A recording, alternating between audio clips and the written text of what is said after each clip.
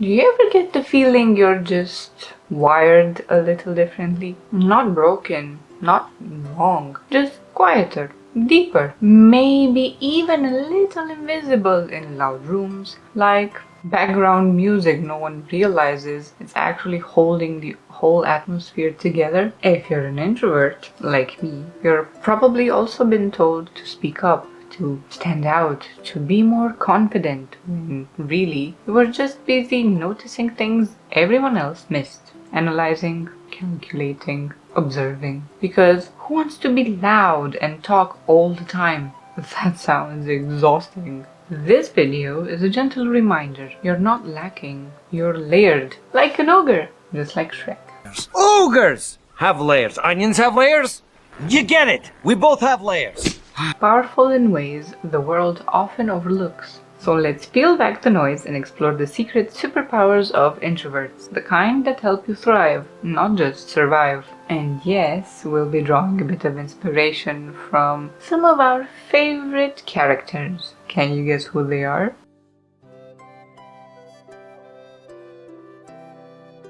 Good morning, lovely dreamers, and welcome to another video. Today, let's learn how to shine, my fellow introverts, in our own way, and unlock your real powers, the ones that nobody teaches you about. And by the end of this video, you'll know exactly how to spot them in yourself and use them to thrive in your life, your goals, and your dreams. So let's talk about the world for a moment. We live in a society that often rewards being loud, fast, and highly visible. But introverts, we move differently. We recharge in solitude. We observe before we act. And oftentimes, we get overlooked because of that. But that stops today, because this isn't a video about fixing your introversion, because there's nothing wrong with you. This is about owning it, embracing it, and learning to use it to create your dream life. So let's start with the quiet ones always notice more, aka the Sherlock Effect. Sherlock Holmes does a lot of things, but one thing that stands out is that he doesn't just walk into a room and start talking all the time. He observes. Introverts are natural observers. While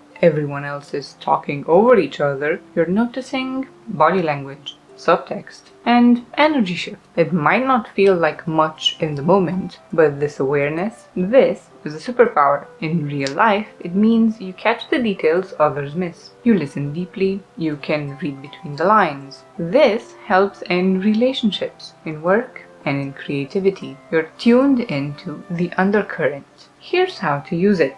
In a team meeting, for example, you're the one who notices who's nervous. In a friendship, you pick up on what's not being said. That subtlety, that is rare. Next time you're in a room full of people or in a conversation, don't feel pressured to jump in fast. Let yourself notice, then speak with purpose. This contrast gives your voice real impact. This brings me to depth over volume, aka the Luna Lovegood Principle. Luna Lovegood is probably one of the most recognizable Harry Potter characters, besides the Golden Trio of course, simply because of how she is. She's quirky, she's colorful, she's a great friend, and unapologetically her, always. And she isn't the loudest. She's not competing for your attention by always demanding it. But when she speaks, it's true, it's thoughtful, it lands. The things we lose have a way of coming back to us in the end. If not always in the way we expect. Luna sees value where others don't.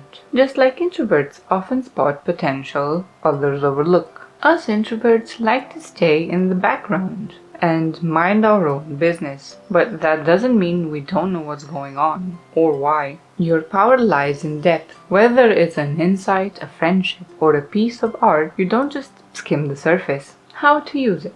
Don't try to be like everyone else. Don't rush to match the pace of extroverts. It will exhaust you. Honor your slower, deeper process. It's what makes your dreams meaningful and lasting. Focus your energy on developing yourself into simply being you. And speaking of, focus mode. Focus mode activated, aka the Sheldon Cooper Advantage. Okay, Sheldon might be a bit extreme in a lot of aspects, but one thing he nails: focus. You don't get to graduate from college at 15 without it. That's for sure. You know that zone you get into when you're working alone and hours just fly by? That's a legit gift. Studies show introverts are wired for deep concentration and independent thinking. This is why introverts make such brilliant creators. You can sit in silence and chip away at your dream, one deep work session at a time. We can enter flow states more easily when left uninterrupted.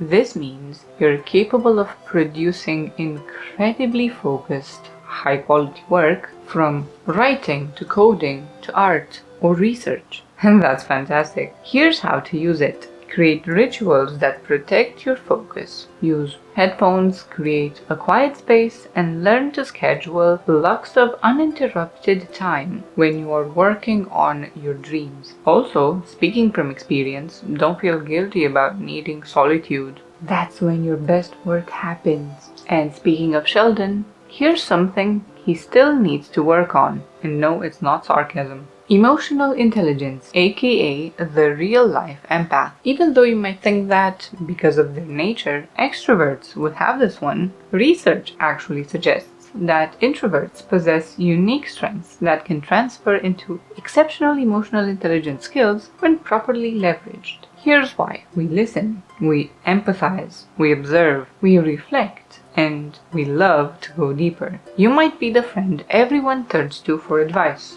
or colleague who senses tension before it explodes. That sensitivity isn't weakness, it's wisdom. And in a noisy world, emotional wisdom is leadership, actually. Here's how to use it. Start trusting your emotional radar a bit more. If you sense something's off, you're probably right. Use it as a guide to create healthier environments for yourself and for others, at home, at work, and in your inner journey as well. This brings me to Inner World, Outer Impact, aka the power of the Pensieve. Dumbledore kept memories in a Pensieve so he could return to them, reflect, and help him make better decisions. It's a Pensieve.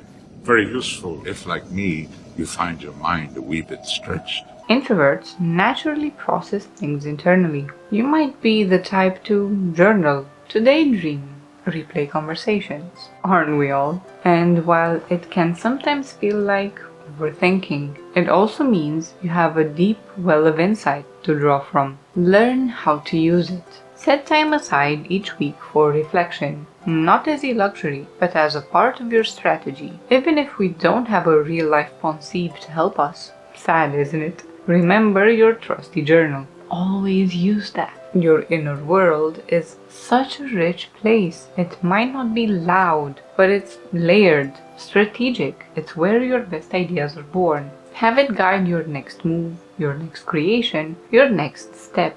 So, if you've ever felt like being an introvert holds you back, know this: you're not behind. You're building differently. These aren't flaws to fix, they're powers to master. So take your time, honor your pace, and trust that your way, quiet, thoughtful, deeply you, is more than enough.